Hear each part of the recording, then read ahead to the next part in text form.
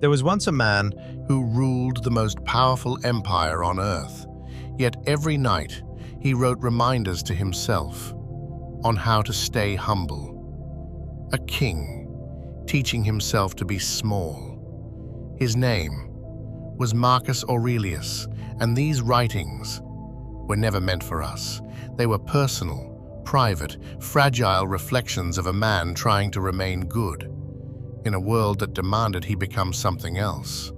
There is a strength that does not raise its voice, a power that does not force itself upon the world, a quiet courage that can endure anything. This is the kind of strength Marcus Aurelius sought, not the strength to conquer nations, but the strength to conquer himself. Tonight, we walk with him, not as students, but as fellow travelers searching for peace. Find a comfortable place. Let the body soften. Let the breath slow. Let the noise of the world step back just a little.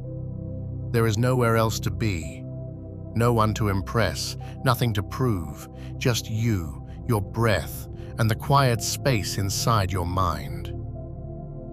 Let us begin. Marcus Aurelius was born into privilege, power, wealth, influence. The world was placed at his feet. Yet he saw something others did not. He saw that power can poison, praise can corrupt, and desire can destroy a man long before death ever reaches him. So he turned inward, not away from the world, but deeper into it. He wanted to understand life, not just rule it. He would one day become emperor, but first, he learned how to be human. Late at night, when the palace halls were quiet, Marcus wrote. Not speeches, not laws, not orders, but reminders, notes to himself, simple words, to keep his soul upright. He never wrote them for others, never for fame, never for legacy, just for his own heart. His journal was not titled Meditations. It was titled To Myself. This is important, because meditations is not wisdom given to the world. It is patience, discipline, humility given to the self. Everything Marcus wrote can be traced back to a single truth. You cannot control the world, but you can control how you meet it. The storms will come, people will disappoint you, plans will shatter, life will shift when you least expect it, but you do not bow. You stand, not with anger, not with ego, not with force, but with quiet strength, the kind that does not break, the kind that bends and returns. Breathe in and notice the weight you've been carrying today, the tension in the shoulders, the thoughts looping in your mind, the pressure to be something more, something different, something better. Let it be there. Do not fight it. Just acknowledge it. Now, tell yourself quietly, just in your mind, I am here. I am breathing. I am enough in this moment. Let the breath slow again. In, out, nothing to chase, nothing to escape, nothing to win, just presence. This is where strength begins. Marcus understood something many men even today do not. Emotions are not enemies. They are weather. They come, they go, they pass. The problem begins when we try to control them or pretend we do not feel. He wrote, "Do not say, 'It is unbearable.' Instead say, 'I bear it.'" Not because he was unfeeling, but because he refused to drown in temporary storms. What you feel right now is not permanent. It is a cloud passing through the sky of your mind. Let it pass. Marcus faced grief. He lost children. He lost friends. He ruled during plague and fear. He did not rise above suffering. He walked with it. He wrote, "If it is endurable, then endure it. If it is not, then it will end." Everything the world gives, the world eventually takes, so we must learn to hold life softly, with open palms, not clenched fists. Pain does not arrive to break you. It arrives to shape you, to deepen you, to hollow out the space where peace will one day live. The art of remaining unshaken. We often look for strength in control, in force, in dominance, but Marcus saw strength in stillness, the ability to stand in the middle of chaos and remain yourself, not angry, not afraid, not desperate, just steady. He wrote, "Be like the rock against which the waves crash. The rock does not move, and the sea falls still at last." You do not control the waves, you control the rock, your grounding, your presence, your breath. This is quiet strength. Bring your attention gently to your breath, not forcing it, not changing it, just observing. The air enters, the air leaves, life continues on its own. There is a center inside you that is untouched by the noise of the world, a silent room within the mind, a fire that does not flicker, a ground that does not shake. This place is always here, but we forget. We are pulled outward, into noise, into hurry, into comparison, into the gaze of others. Come back, here, now, to the quiet. This is you, without fear, without pressure, without expectation, just presence. Marcus believed the highest victory a person can achieve is the victory over the self, not suppressing emotion, but watching it, not controlling outcomes, but controlling response, not avoiding pain, but walking through it with dignity. This is what he meant when he wrote, "You have power over your mind, not outside events." Life will always move in ways you cannot predict. People will change, situations will shift, the world will do what the world does, but your inner world is your kingdom. Guard it, shape it, live in it. Marcus wrote many times about acceptance, not the kind that means giving up, but the kind that means seeing things clearly. He wrote, "Accept whatever comes to you woven in the pattern of your destiny. For what could more aptly fit your needs?" He did not mean that everything is good. He meant that everything is real, and to fight reality is to exhaust the soul. Some things are not yours to change. Some moments are not yours to control. Some outcomes are not yours to decide, and that is okay. Acceptance frees the mind. Marcus divided life into two simple categories. 1. What is within our control? 2. What is outside of it? Your actions, your response, your effort, these are yours.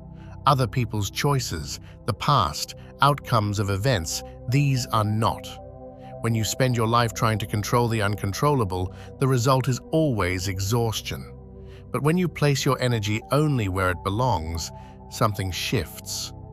Stress softens, fear loosens, the world feels lighter, thoughtful. Look gently at your life. What are you holding too tightly that was never yours to hold? Letting go is not weakness, it is strength, the kind of strength that says, "I do not need to force what is not meant for me." Letting go does not mean you stop caring. It means you stop suffering over what cannot be changed. The river is still the river. You simply stop trying to push it with your hands. Some people will misunderstand you. Some will leave. Some doors will close. Some chapters will end before you're ready. Let them. The heart does not collapse because something leaves. It collapses because we refuse to let go. Place your attention on your chest. Feel the rise. Feel the fall. Breath moving on its own. Life continuing without your effort. Now, think of something you've been clinging to. A regret, a worry, an expectation, a person, a future that hasn't arrived. Bring it into your awareness. Do not judge it. Do not push it away. Just see it. Now, in your mind, whisper, "I release you." Again, slower, "I release you."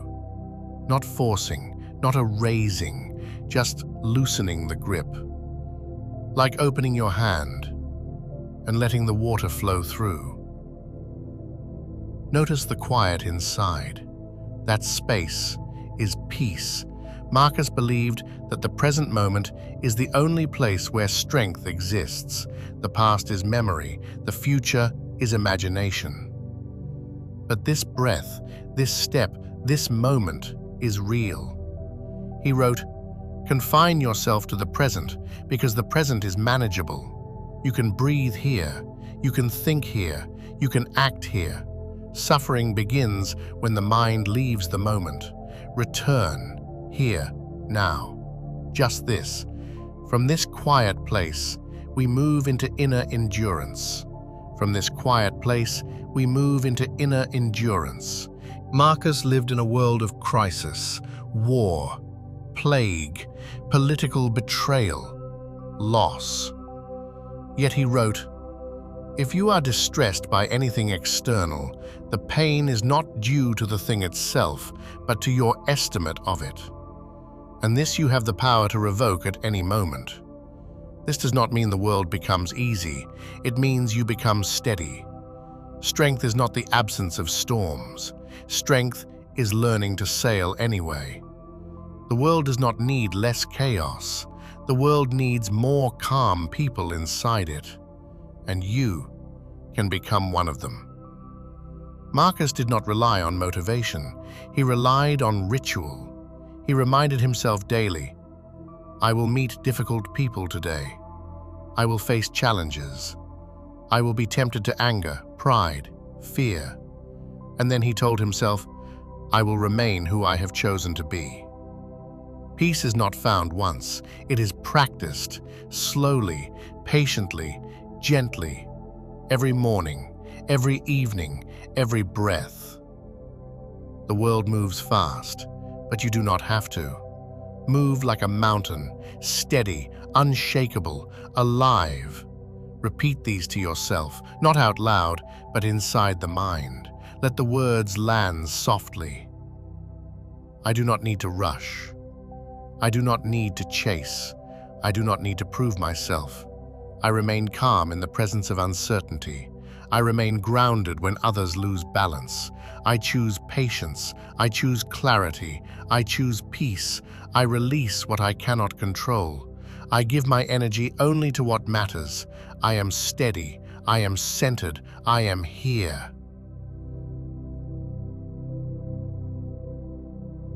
Inside you, there is a flame that has never gone out. Even in your hardest seasons, even in the moments you thought you had nothing left, there was something in you that refused to break.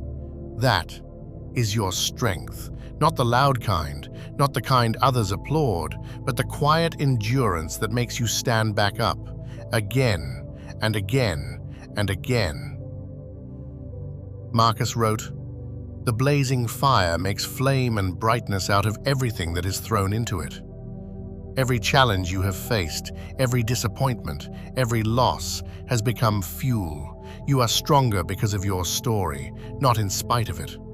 Marcus Aurelius was emperor of the known world, yet he discovered the greatest kingdom is the one inside yourself, not the palace, not the throne, not the legacy, but the mind, the breath, the quiet place within where you remain unchanged by the noise of the world. This is where your power lives, and it has been here all along. So tonight, as you return to your life, do so with quiet strength. Walk slowly, breathe deeply, live gently, and remember, you are the rock. The waves will pass. If this brought you peace, you can subscribe so more moments like this find you again.